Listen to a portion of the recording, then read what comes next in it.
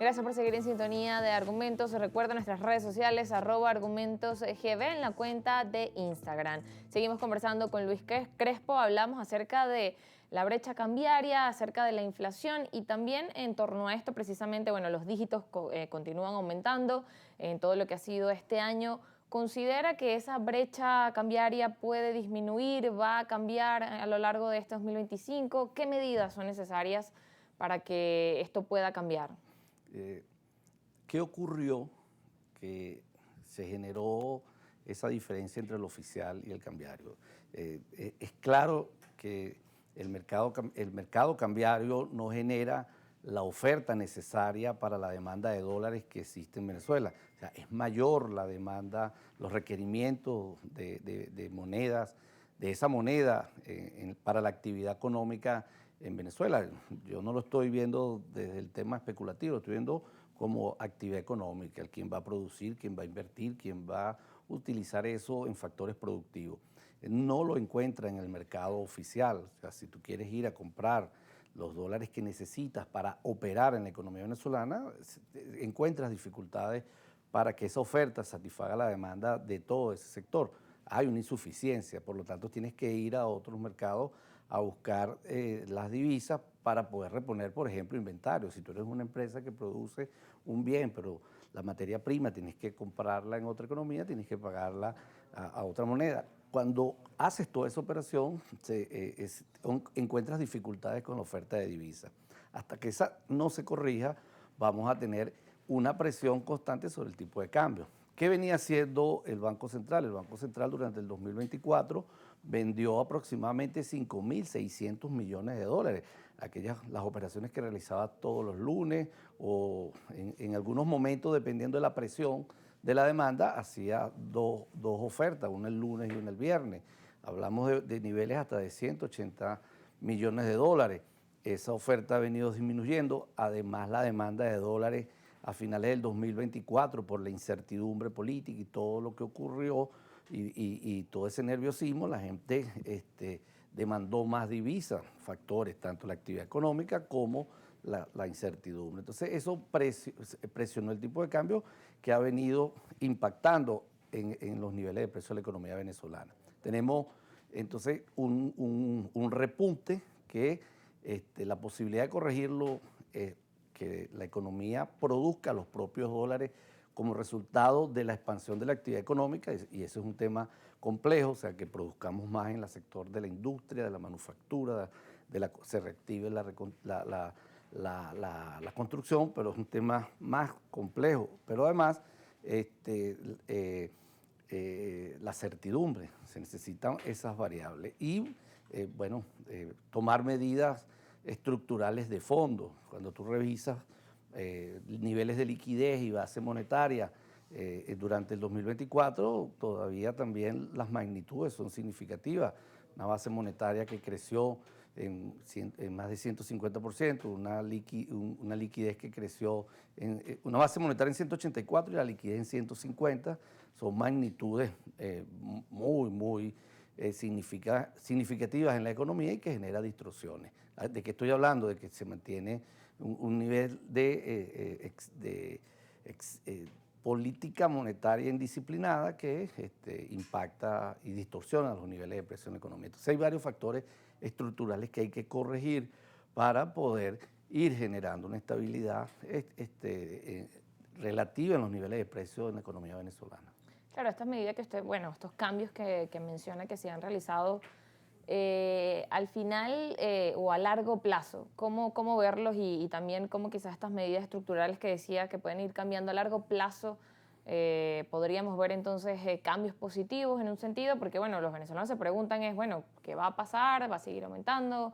¿O va a disminuir en algún punto? ¿Se va a quedar en algún punto? Es la pregunta que se hace en Claro, las calles. la economía o la actividad económica ocurre en un contexto que es país.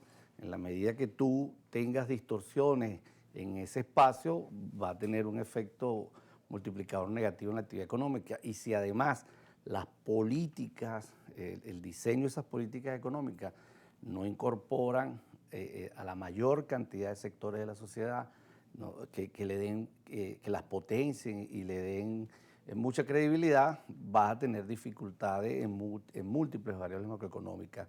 Lo que quiero destacar es que esas medidas económicas tienen que ser resultado de un gran consenso de la participación de los académicos, de los trabajadores, de múltiples sectores en ese diseño para darle contundencia y para darle fortaleza. Pero en definitiva hay problemas estructurales que no se han resuelto y que se manifiestan en distorsiones en las variables macroeconómicas. Algo así como cuando tenemos algún exceso y se nos dispara la tensión, se nos dispara el colesterol, se nos dispara una variable que la medimos con un examen de laboratorio. En la economía, cuando vemos las cuentas nacionales o la contabilidad, vemos ese mismo comportamiento en las variables. Entonces es importante tener un gran espacio de consulta, de consenso, de diseño de esas políticas para que le den estabilidad y los resultados sean los que benefician a la mayoría de la población. Claro, porque al final no estaríamos hablando solamente de una política, sino de un conjunto de políticas. Y en ese sentido, haciendo quizás una evaluación, bueno, como dice, hay que escuchar todos los sectores, reunir allí, como decías, bueno, los argumentos de cada uno, pero una medida que digamos que a su consideración sea como la más esencial, quizás por dónde iniciar. Bueno, lo primero que se debería ir revisando es esto, sin descartar el hecho de que es un conjunto, pero si hubiese un paso por el que consideraría que debería iniciarse. Hay un ejemplo de planificación y diseño de política económica muy exitoso en América Latina. Brasil, 1994, el plan de la reforma monetaria dirigida por Fernando Henrique Cardoso.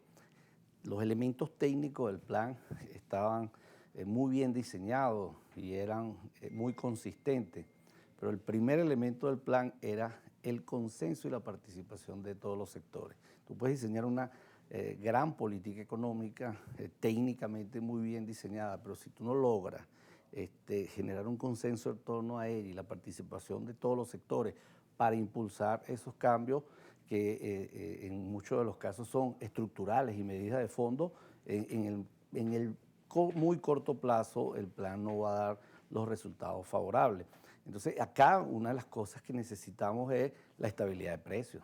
O sea, los venezolanos no quieren vivir con la angustia de continuar proyectando el comportamiento del salario, de los precios. Segundo, la recuperación del poder adquisitivo de las familias venezolanas, que tú, como producto de tu trabajo, el valor de tu trabajo te permita satisfacer tus necesidades básicas y las de tu familia. Entonces estamos hablando de estabilidad del precio, estamos hablando de recuperación del poder de compra, estamos hablando de generación de empleos productivos, estamos hablando de combate a la pobreza, a la desigualdad, que son variables que están apareciendo en la economía venezolana.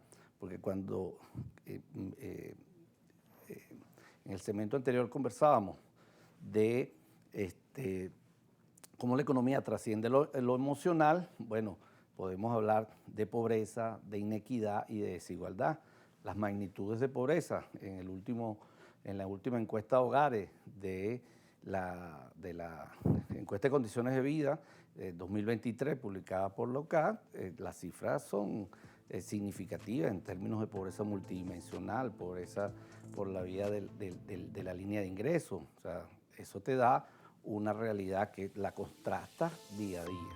Claro, se ven allí parte de esas consecuencias. Nos corresponde ir a la pausa. Al regreso seguimos conversando en Argumentos con el economista Luis Crespo. Ya venimos.